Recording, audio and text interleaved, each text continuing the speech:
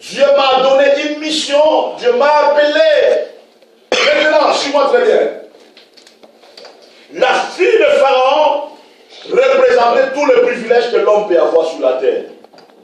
La fille de Pharaon représentait tous les trésors du monde. Alléluia. À l'époque, si on t'appelle le fils de Pharaon, tu représentes quelque chose. Amen.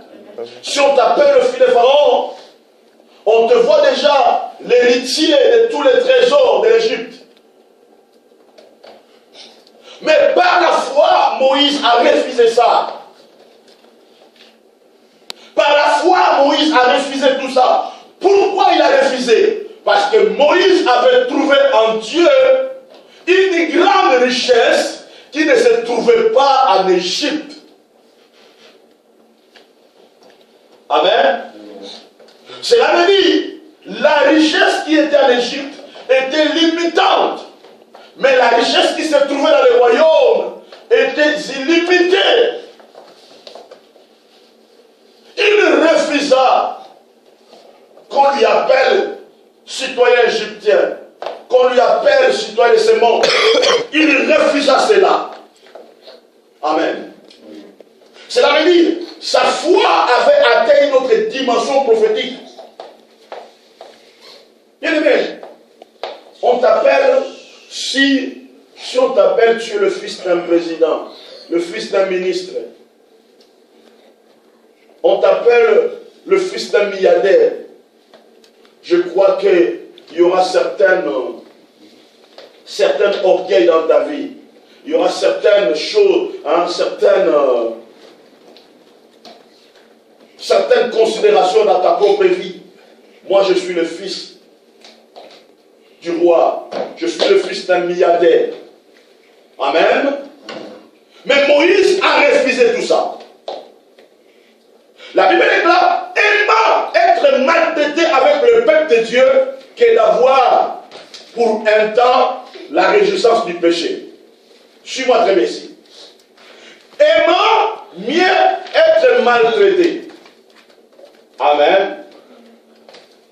Avec le peuple de Dieu que d'avoir un temps la réjouissance du péché. Moïse avait reçu l'appel de délivrer le peuple, de libérer le peuple de l'esclavagisme. Moi je pense, lorsque Moïse a commencé à fragiliser le système de Pharaon par le mandat qu'il avait reçu, moi je crois qu'on lui avait proposé. Il a dit, mais toi tu as oublié, tu es un prince ici. Vous comprenez? Abandonner tout ça, on va te donner tous les privilèges ici. Pourquoi tu nous fragilises? Je pense que Pharaon avait trouvé une technologie la plus puissante qui ne se trouvait pas en Égypte à Moïse. Je pense qu'il avait proposé Moïse. Il a dit, mais écoutez, mais amène cette technologie-là ici, nous allons l'exploiter. On va te donner toute la richesse. Mais Moïse a dit non. Il a accepté d'être maltraité avec le peuple de Dieu, qui est d'avoir pour un temps la réjouissance du péché. Alléluia. Ça veut dire dans la souffrance, il a commencé à servir Dieu, à travailler. Il a dit, je sais que Dieu va me récompenser. Je sais que Dieu va nous délivrer. Je sais que Dieu va nous donner la richesse. Il a accepté d'être maltraité avec le peuple de Dieu. Maintenant, que d'avoir pour un temps, la réjouissance quoi? Du péché. Amen. La Bible a bien dit, pour un temps. La réjouissance de ce monde est pour un temps. Amen. Tout ce qu'on fait actuellement est pour un temps. La Bible déclare toute chose passera, mais la parole de Dieu ne passera jamais. D'ailleurs, j'ai suivi un milliardaire, il a dit, il a pris conscience, il a maintenant 80 quelques ans, il a compris que malgré tout ce qu'il a, il est le deuxième. Il est maintenant le deuxième parmi les milliardaires comptés dans le monde. Mais il a maintenant compris que non, le jour où il va mourir, il ne va rien apporter. Amen. Cela veut dire, là où il partira, il va aller commencer à zéro. Vous comprenez? Donc, tout ce qui est sur ce monde est pour un temps. Amen. Alléluia. Tout est pour un temps.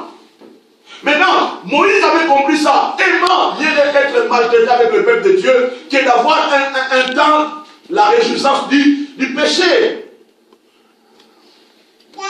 Beaucoup de gens viennent se réjouir. Amen. Ils se réjouissent dans ce monde. Ah, ils se réjouissent. Ils ne savent pas que c'est pour un temps. Alléluia.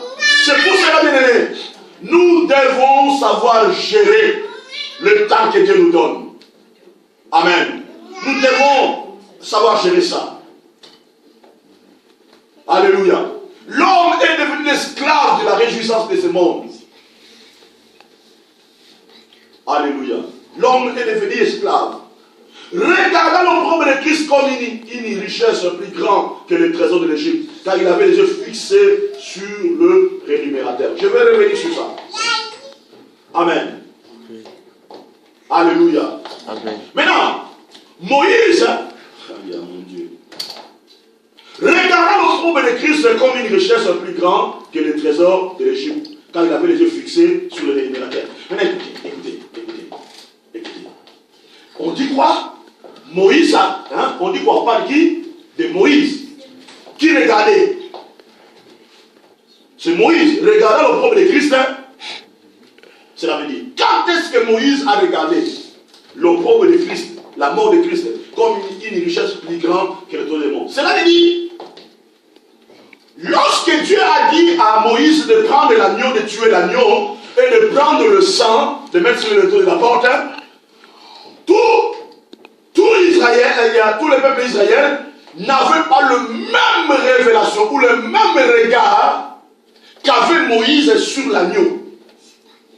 Lorsque Moïse voyait l'agneau, il voyait la vie de Christ. Donc c'est comme si Dieu avait déjà révélé la crucifixion de Jésus-Christ et sa résurrection et la puissance et la richesse qui se trouve à la mort de Jésus, qui devait manifester en Égypte et dans le jour à venir. Maintenant, lorsque Moïse a regardé ça, il a vu la puissance, il a vu le salut, il a vu la délivrance, il a vu la guérison, il a vu la richesse, il a vu les grandes choses, il a vu l'éternité, il a vu la gloire à travers la mort de Jésus-Christ. Parce que les choses qu'on nous parle ici, on ne parle pas ça dans le Nouveau Testament, mais on parle ça dans l'Ancien Testament.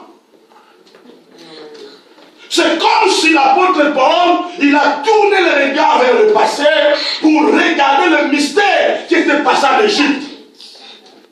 Mais lorsqu'il a regardé maintenant vers l'Égypte, il a compris qu'il y avait déjà la crucifixion, il y avait la dimension de Christ en Égypte qui avait fait que Moïse puisse fonder sa foi sur la mort de Jésus et sur la résurrection de Jésus-Christ. Alléluia. La vie de Jésus est la source fondamentale de tout notre salut. Car Dieu se révèle à nous par Jésus-Christ et par sa mort et par sa résurrection. Alléluia. Alléluia. Regardant l'opprobre de Christ comme une richesse plus grande que les trésors de l'Égypte. Bien, écoutez-moi. Nous devons regarder la mort de Jésus et sa résurrection comme une richesse.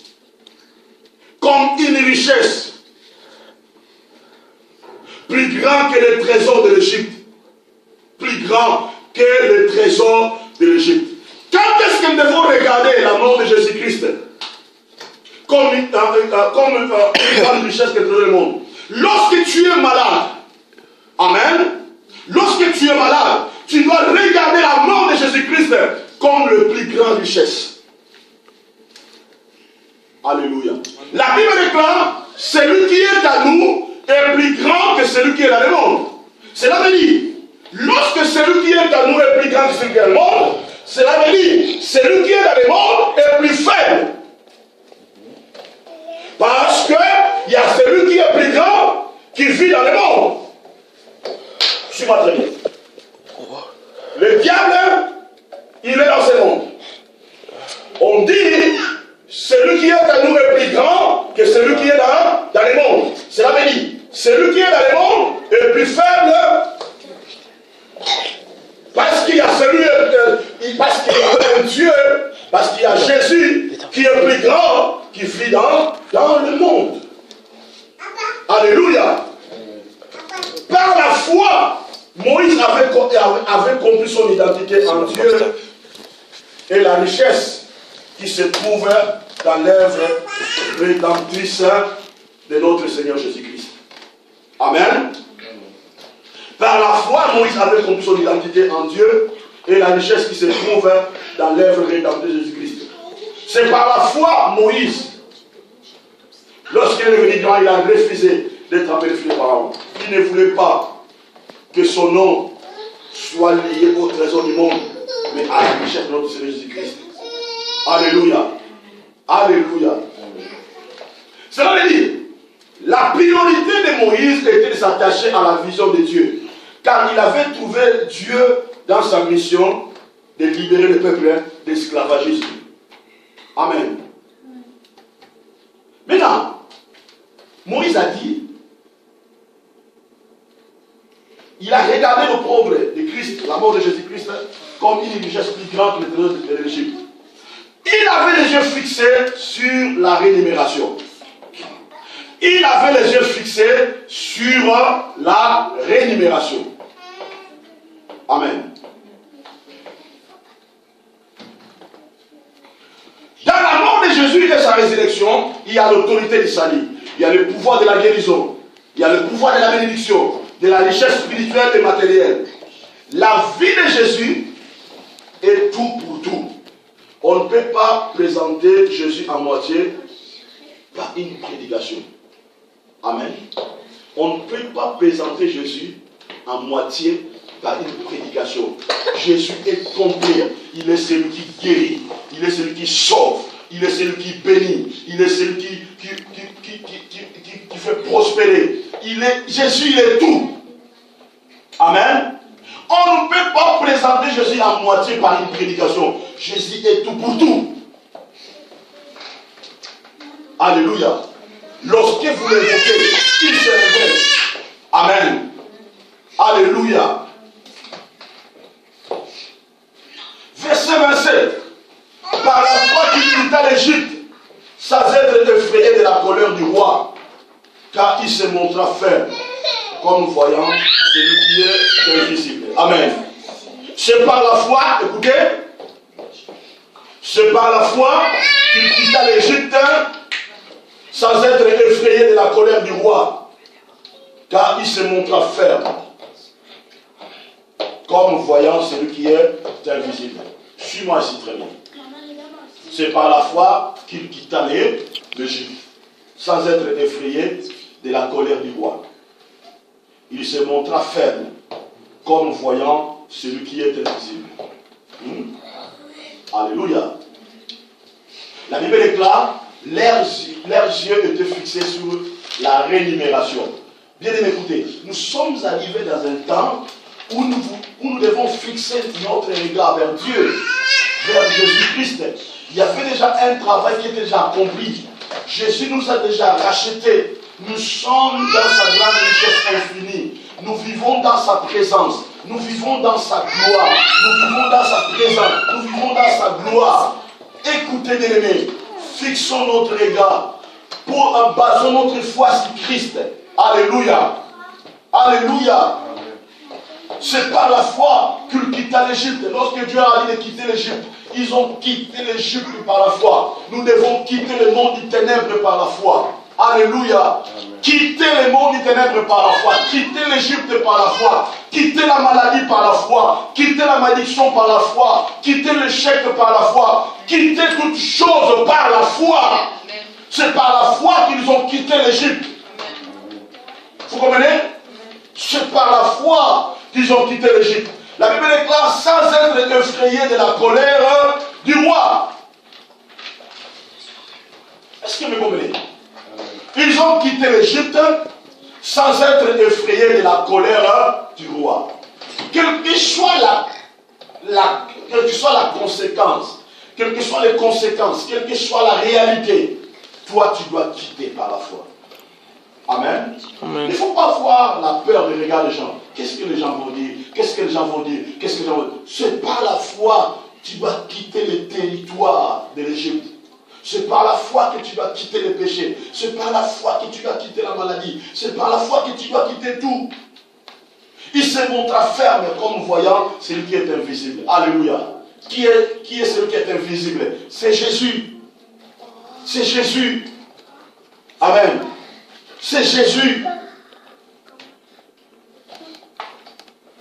Dernier verset, nous allons lire. Hébreux chapitre 11, verset 32. Hébreux chapitre 11, verset 32. Que dirais-je encore? Car le temps me manque pour parler de Gédéon, de Barak, de Samson, de Jephthé, de David, de Samuel, de prophètes, qui, par la foi, vainquirent le royaume, exercèrent la justice, obtinrent des promesses, fermèrent la guerre des lions, éteignèrent la puissance du feu, échappèrent au traçant de l'épée, guéris de leur maladie, furent vaillants à la guerre, mis en fuite des armées étrangères. Alléluia. Maintenant écoutez, l'apôtre Paul lit toutes ces choses avec l'œuvre de la rédemption de Jésus-Christ. Alléluia. Alléluia. C'est par la richesse infinie de Jésus-Christ que nous exercerons la justice, que nous allons vaincre le monde du ténèbre. Parce que celui qui est à nous a vaincu le monde du ténèbre. Nous sommes libres. La Bible déclare, c'est par la liberté que Christ nous a affranchis. Nous sommes plus sous la joug de l'ennemi. Nous sommes libres. Maintenant, ce que nous devons faire, il faut que notre attitude change. Nous devons avoir l'attitude que Moïse avait vis-à-vis du monde. Alléluia. Moïse n'était pas intimidé par rapport à la richesse du monde. Souvent les chrétiens aujourd'hui commencent à trembler lorsqu'ils voient quelqu'un avec de l'argent, lorsqu'ils voient quelqu'un à un niveau de vie élevé, ils commencent à se sous-estimer, ils commencent à trembler devant la personne, ils commencent même à trahir sa foi. Amen. Mais Moïse avait une attitude différente. Pourquoi? Parce qu'il regardait la